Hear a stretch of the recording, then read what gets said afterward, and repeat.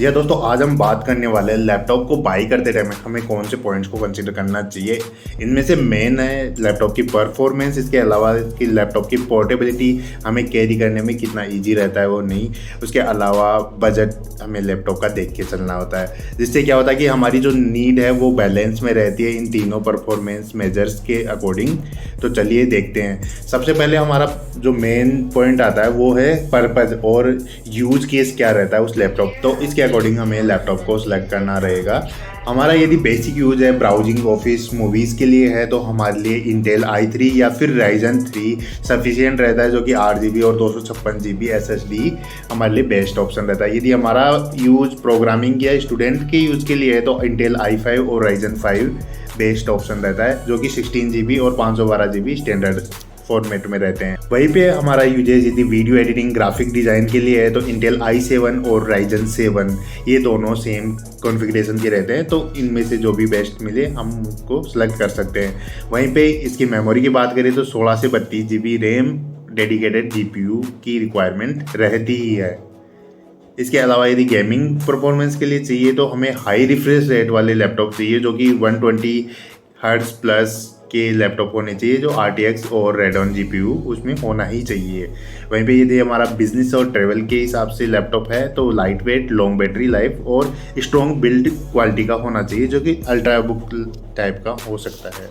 इसके साथ ही हम प्रोसेसर की बात करें तो इंटेल का i3 बेसिक यूज के लिए काम आता है, i5 मिड रेंज के लिए, i7 और i9 हाई एंड यूज के लिए आता है। वहीं AMD के जो Ryzen आते हैं वो Ryzen 3 basic use, Ryzen 5 mid range use और Ryzen 7 और 9 हाई एंड यूज के लिए रहता है। वहीं पे हमें लेटेस्ट जनरेशन के लैपटॉप को कंसिडर करना चाहिए, जो कि इंटेल के हैं तो 13 और 14 जनरेशन के लैपटॉप होने चाहिए। वहीं पे यदि Ryzen के हैं तो 7000 और 8000 के लैपटॉप बेस्ट रहते हैं, जो कि बेटर परफॉर्मेंस और इफिशियंसी के साथ आते हैं। वहीं पे हम रैम की बात करें तो 8 GB मिनिमम जनरल यूज के लिए सफिशिएंट रहती है, कि ब्राउजिंग, वीडियो वॉचिंग और मूवी वॉचिंग के लिए बेस्ट रहता है। वहीं पे 16 GB आइडियल है मल्टीटास्किंग और हेवी सॉफ्टवेयर यूज के लिए, जैसे प्रीमियम प्रो और VS कोड etc के लिए।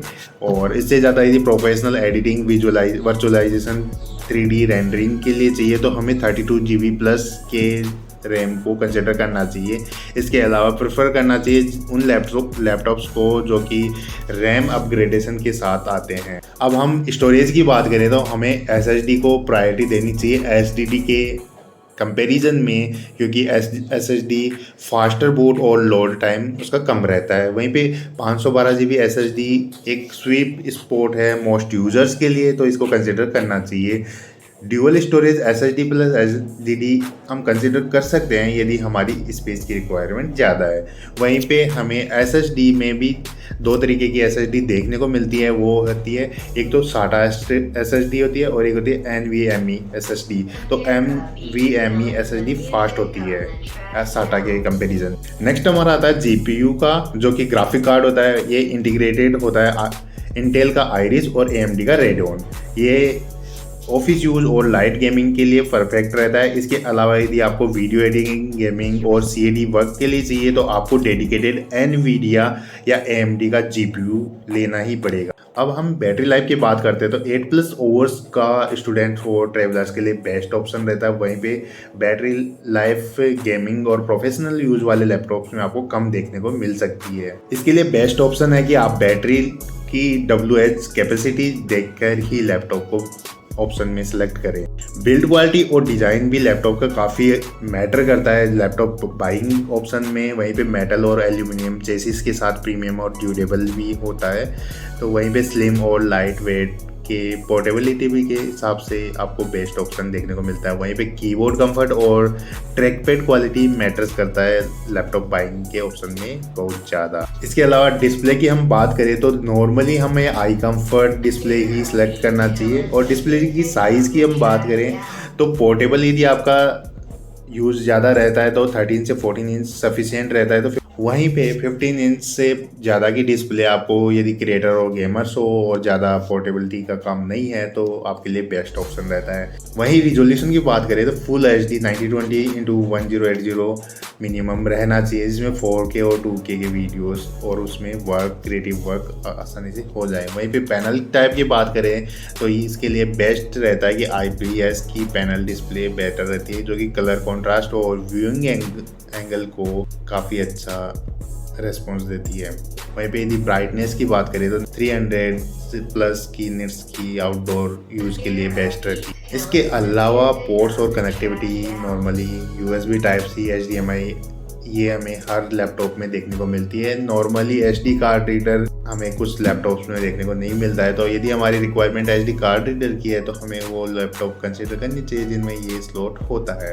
वहीं पे वाईफाई और ब्लूटूथ की कंपैरिजन करा जाए तो वाईफाई 6 और ब्लूटूथ 5.0 तो प्रेफर्ड होना ही चाहिए, क्योंकि इनसे नीचे के लेवल के ब्लूटूथ या वाईफाई आप उसमें सेलेक्ट करते हो तो उनकी डाटा ट्रांसफर स्पीड और कनेक्टिविटी में इशू रहता है। वहीं पे थंडरबोल्ट 4 इंटेल का और USB 4 AMD का फास्ट डाटा ट्रांसफ़र करता है। वहीं पे कुछ पॉइंट्स ऐसे हैं जो कि नॉर्मल हर यूज़र की चॉइस में रहते हैं, जैसे कि backlit keyboard, fingerprint reader, window hello, ये थोड़ा सिक्योरिटी पर्पज़ के लिए बेस्ट रहता है। तो यदि आपको रिक्वायरमेंट है तो इनकी तरफ जाइए, फिंगरप्रिंट रीडर और विंडो हेलो की तरफ, क्योंकि इनकी वजह से आपके लैपटॉप की कॉस्ट बढ़ सकती है। वहीं पे वेबकम क्वालिटी 1080p प्रिफर्ड रहता है, क्योंकि यदि आप मीटिंग या ऑनलाइन सेमिनार अटेंड करते हो। वहीं ब्रांड की बात करें या वारंटी की बात करें तो नॉर्मली 1 साल की वारंटी ऑन साइट सभी लैपटॉप्स में देखने को मिलती है। पॉसिबली यदि आपको रीजनेबल प्राइस में मिल रहा है तो एक्सटेंडेड वारंटी आप ले सकते हैं। वहीं पे आप ये भी देख लीजिए कि आपके एरिया में सर्विस सेंटर्स अवेलेबल है कि नहीं। वहीं पे हर डिस्ट्रिक्ट सिटी में आपको सर्विस सेंटर तो मिल ही जाते हैं। नॉर्मली रिलायबल ब्रांड जो हैं Dell, HP, Lenovo, Asus, Acer, Apple, ये काफ़ी रिलायबल ब्रांड्स हैं जिनको आप कंसिडर कर सकते हो बाइंग के लिए। अब हम बात करते हैं बजट की। तो बजट की यदि बात करें तो बेसिक और ऑफिस यूज़ के लैपटॉप हमें यदि चाहिए तो 35 से 50,000 के लैपटॉप को हम कंसिडर कर सकते हैं। वहीं स्टूडेंट और प्रोग्रामिंग के लिए चाहिए तो हम 50 से 75,000 के लैपटॉप को कंसिडर कर सकते हैं, क्योंकि ये हमारी रिक्वायरमेंट के अकॉर्डिंग इसमें कॉन्फ़िगरेशन मिल जाता है। वहीं पे यदि हम क्रिएटर और एडिटिंग की यूज़ के लिए चाहिए तो हमें अपना बजट इंक्रीज़ करना रहेगा 75,000 से 110,000 तक का, क्योंकि इसमें जो कॉन्फ़िगरेशन और रिक्वायरमेंट रहती है और स्टोरेज वो हमें इस बजट के अंदर ही मिल पाएगा। उससे नीचे में हमें कम चांस रहता है कि वो चीज़ें मिल पाए। वहीं पे यदि हम गेमिंग का लैपटॉप बाई करने का प्लान कर रहे हैं तो हमारी बजट 80,000 से 1,50,000 तक जा सकता है, क्योंकि गेमिंग के लैपटॉप काफ़ी अमेजिंग रहते हैं और इनके हर एक चीज़ आपको अमेजिंग देखने को मिलेगी। वहीं पे कीबोर्ड, रेस्पॉन्स और स्क्रीन परफॉर्मेंस, इसके अलावा आपको कहीं पे भी लैग देखने को नहीं मिलता। सबसे बेस्ट लैपटॉप जो मैंने यूज़ करा है वो गेमिंग के लैपटॉप है। गेमिंग लैपटॉप को यूज़ करने में काफ़ी प्रीमियम फील आता है, वहीं पे ये ड्यूरेबल तो होते ही हैं।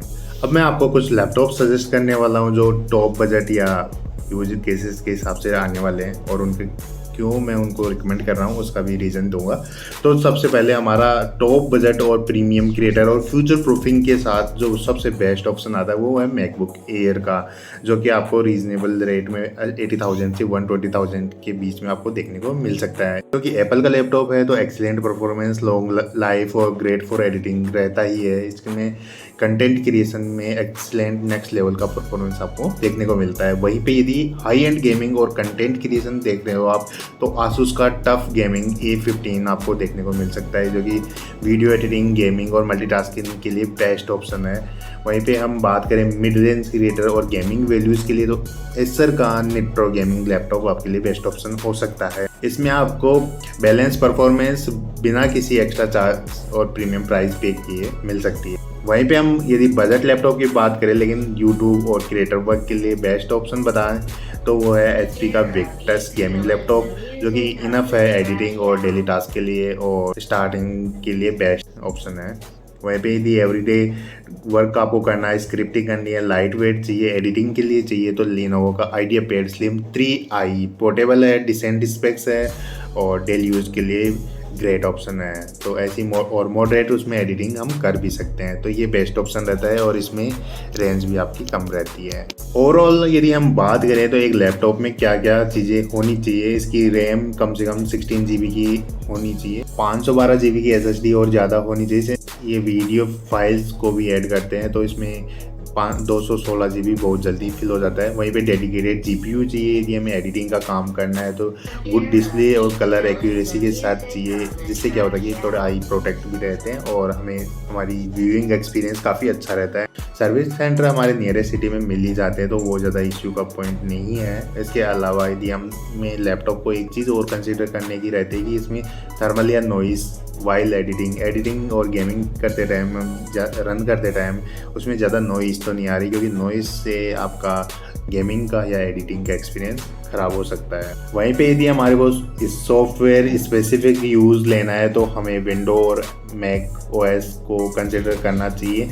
कुछ सॉफ्टवेयर आपके एप्पल के लैपटॉप में काम नहीं करते हैं, तो वो आपको ध्यान में रखना चाहिए लैपटॉप बाई करने से पहले। तो हमें ये चीज़ ध्यान में रखनी चाहिए कि कुछ सॉफ्टवेयर जो हमें विंडोज़ के लैपटॉप में ही इंस्टॉल हो सकते हैं, उनको हमें विंडोज़ के लैपटॉप की तरफ जाना चाहिए। वहीं पे यदि परफॉर्मेंस एडिटिंग या गेमिंग के हिसाब से जाना है तो हम एप्पल की तरफ जा सकते हैं, पर स्पेसिफिक गेम्स या सॉफ्टवेयर के लिए हमें अवॉइड करना चाहिए।